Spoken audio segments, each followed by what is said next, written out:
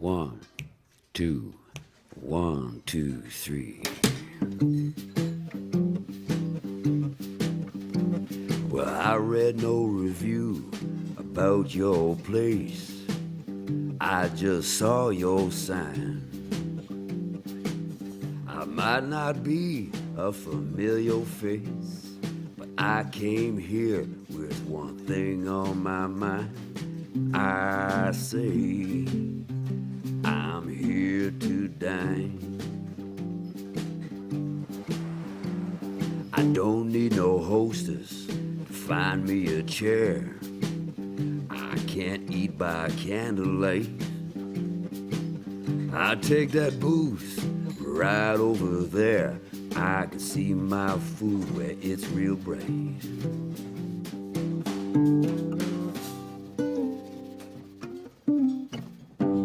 What does a diner have to be a diner? A diner should be crowded. You shouldn't be able to see too much of the wall. It has to have a counter. It has to have booths and a counter with some stools on it. And it has to have paper placemats like this. A good solid coffee cup, you know, nothing that's going to break if you put it down. And a diner will have professional wait staff. And by professional wait staff, I mean women serving you that make you think, yeah, my mom could so too get a job. Is there something that a diner menu has to have for it to be a diner? Greasy, good stuff. Greasy. For sure. Breakfast, for sure. I do believe eggs over easy, toast and home fries is next to godliness. Always on white. I mean, if you're in a diner, why fuck with it and go with the whole wheat? There has to be things like liver and onions on a diner menu, and rice pudding and apple pie. Regular greasy stuff, good stuff. What else has to be on it? Fish and chips. Fish and chips. Cheeseburgers. It's an egregious error not to have milkshakes. They've got to have fries on the menu. You know, if there's no fries and gravy on the menu, then, you know, it ain't a diner. A diner has to have like a river of coffee that flows in front of you when your mug doesn't even have to be empty, and it's got to get filled up to the top again. So if a diner had healthier food, would it still be a diner? I mean, is it healthy to eat at a diner? Are you kidding? This is an easy question. It would be a diner that's responding to market demand. No, I think there has to be a deep fryer in the back, and anything that isn't deep fried is fried. So that's a good diner.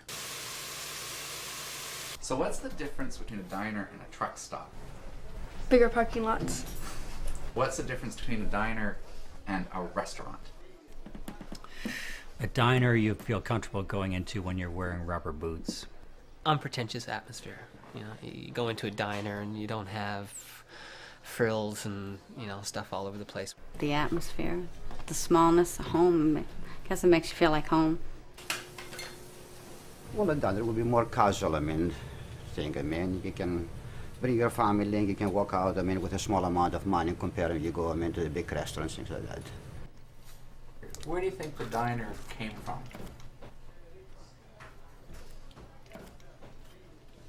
Wow. I never really considered it. The history of the diner begins in the 1870s with horse-drawn lunch wagons that roamed the city streets of northeastern America. Operated by men with names like Scotty, Gus, and Joe, these popular wagons pioneered the original fast food pickup window. For just 5 cents, late-shift factory workers and late-night carousers were handed a hearty sandwich, a tasty boiled egg, and a hot cup of coffee.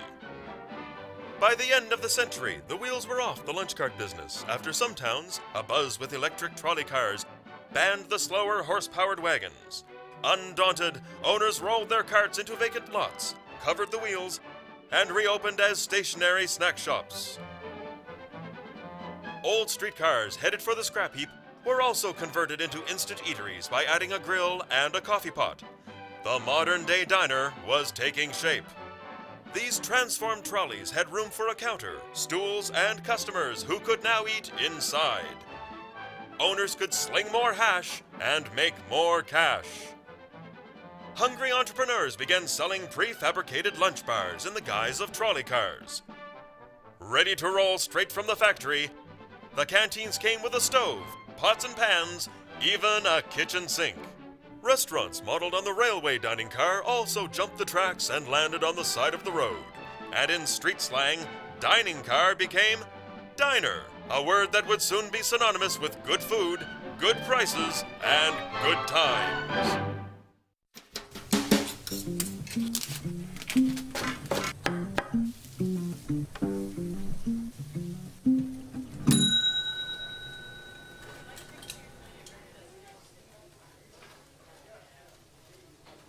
Why are diners popular? Well, the food, right? There we go. Are you all set? Excellent. Look at that. Knife over here. Would you like some more coffee? Yes, please. Can do that. Would you like some sauce? Anything? HB sauce? Anything at all? No. This is everything that is required. When you're hungover, like, it's something the body craves. It's like there's salt, liquid, and grease that seems to, I don't know, fix you up. Oh, that looks great. Excellent. Links, Oh, French fries, nice. chicken salad plain, a little Thank you. ketchup. Would you like some vinegar too? Excuse me. No, this looks Enjoy perfect. Thank you. Excuse me. I can just use this cup as well. Okay. Thanks. That. Whoever invented this thing should be shot. These little watering can things, they never... I mean, we can land somebody on the moon and we can't fix this little tea thing? That's outrageous.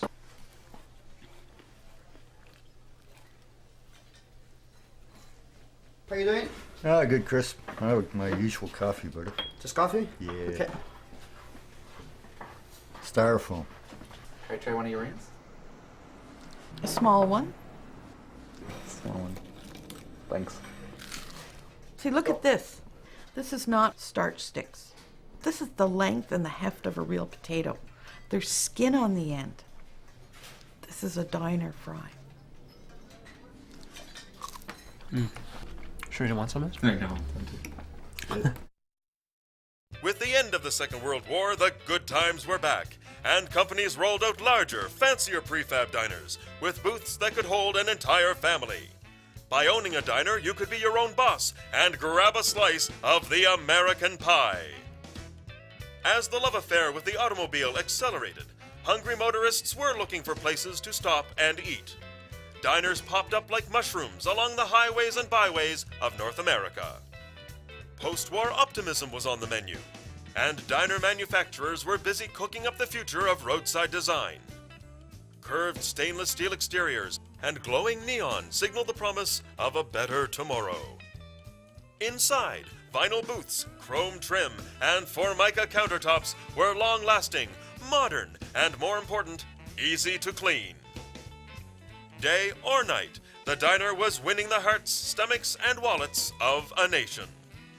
The 40s and 50s would become known as the tastiest of times for the diner.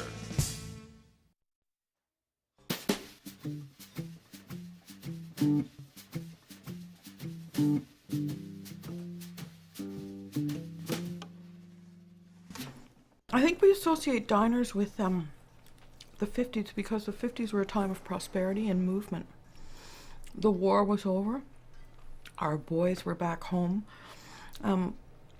They were making cars again, which is really important because people were on the move, and that's why they were eating out in diners.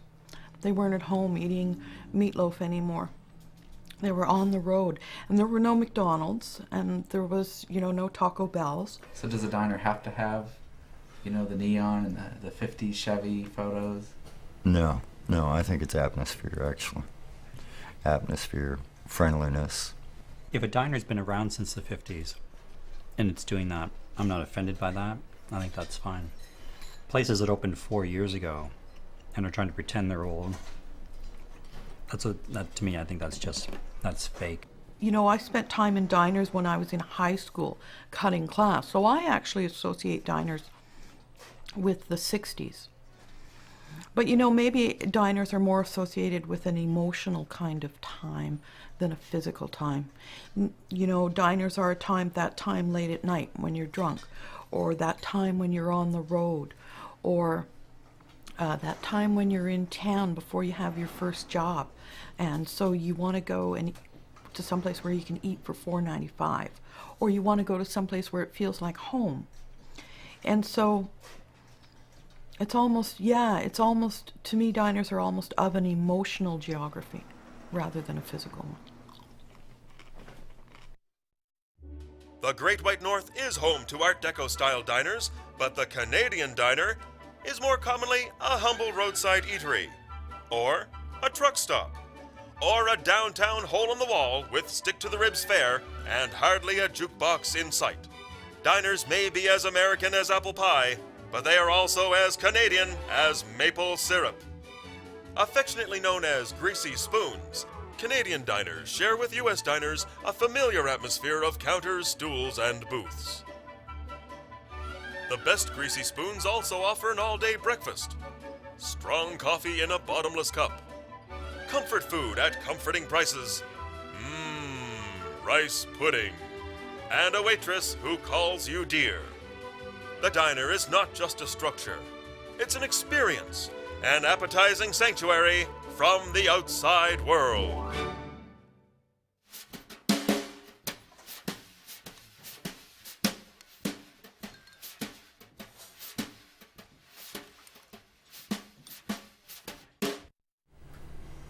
Is there a difference between an American diner and a Canadian diner?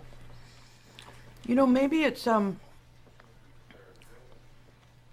product of when I've been where, but I think of a Canadian diner as being a greasy spoon.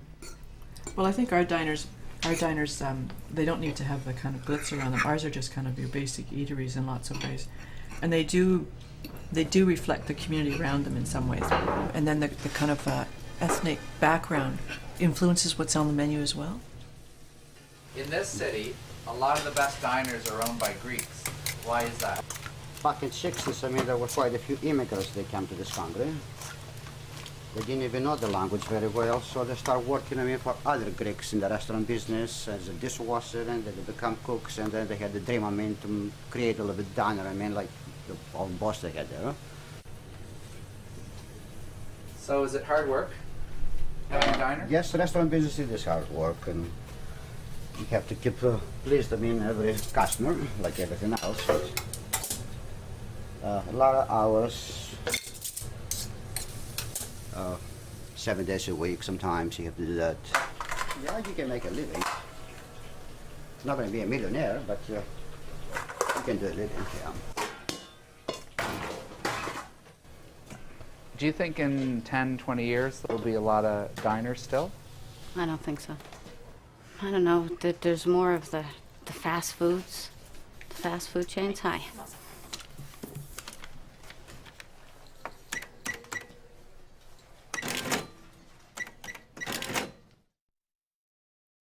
Since the 1960s, burger joints have smothered diners like gravy on french fries. This vintage American diner in Connecticut couldn't entice enough appetites inside to withstand the fast food forces outside. And this Canadian greasy spoon, the deliciously named Bland Street Diner in Halifax, is now a private home. Some 1970s-style diners have managed to survive to serve another special of the day, but others, including the Midway in Massachusetts, were chopped up and carted away. This timeless diner in Montreal is luckier. Converted to an upscale pizzeria, at least it's still in the restaurant game. A lot of diners seem to be disappearing. Like, why are they disappearing? I don't know. The ones that are successful, like the ones that I see thriving, are the ones that serve a really great big breakfast. And the breakfast thing again, a really great, no, seriously though, a really great big breakfast at a good price, and continuous coffee on Saturday mornings, Sunday mornings, because they just get, they just get slammed with the people that are, dragging themselves from the night before. Is it easier to hang out at a diner than a fast food restaurant? Oh, it's way easier to hang out in a diner because fast food restaurants are, in many ways, constructed to make you eat and get the hell out. Would you get another fresh cup of coffee, Allure? Is that okay? Yeah, I'd love some. Thanks. In the shape of their chairs, the backs curve forward a little bit to keep you forward and more upright. You can't slump down. They're hard seats. They use garish color combinations like orange and purple and red that keep you hyper and fired up. So you eat, you keep hyper, you keep awake, you eat, and you go. Would you go to McDonald's to sit down and have a meal amongst friends? Or would you call out someone's name or make fun of them while you're there? Probably not. But you would here because you know everybody, right? It's not like when you finish your food, they're there slapping the bill on the table, expecting you to clear the table for somebody else. It does seem to be more leisurely. I mean, if it was like super busy or something, it'd be different. But there's no sense of guilt because you're hanging around like having another coffee after you've already finished your meal and, you know, and just talking or whatever. Yeah, and you probably know the cook or the waitress or, you know, whatever. You know, you've got some kind of banter going, or you go just for, you know, just for the food, just the end. And I'll often go and, you know, make my order and just sit there and read a book, and, you know, I'll spend an hour and a half and 6, 8, 10 cups of coffee, and it's always a bottomless cup, right? So do any of the regulars drive you crazy? Yes. Yeah. But you just gotta grin and bear it. Some days. Okay. Oh, that looks good. Here. See, there's another satisfied customer. He comes over here, he puts his order by himself, even he serves himself, I mean. And he doesn't even have to put a tip in the end either.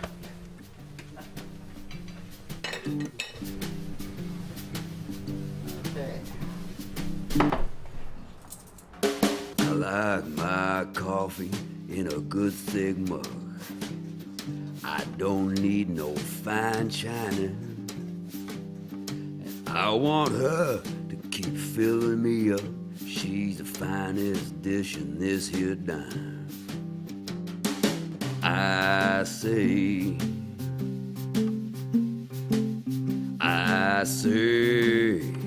I'm here to dine. Now I watched your man wipe that griddle. Now I'm ready to order. I want that special. I say I'm here to dine.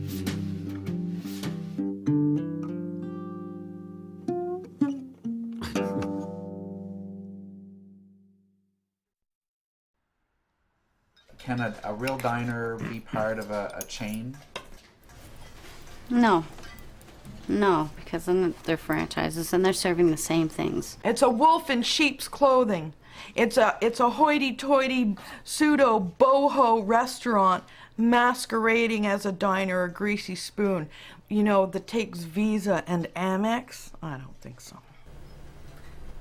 In the Ma and Pa diners, very rarely do you find somebody working in one of these places, at least in my experience. Very rarely do you find somebody who you can tell really wishes they weren't doing this job. I find in a diner you try to serve your own things.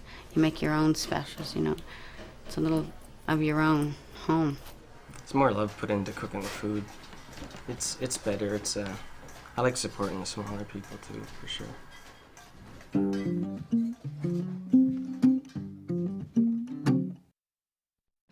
The diner is back on the map of popular culture, but it's not just the mom-and-pop operations that's putting it there. Diner restaurant chains are cashing in on the cachet of 1950s nostalgia. And if you have the dough, you can still purchase a brand new prefabricated diner. But the true diner, whether a roadside eatery or a downtown greasy spoon, will seem like it's always been there. So slide into the enveloping comfort of a favorite vinyl booth and treat yourself and the whole gang to a nourishing, inexpensive meal. Because you deserve a break today at a diner.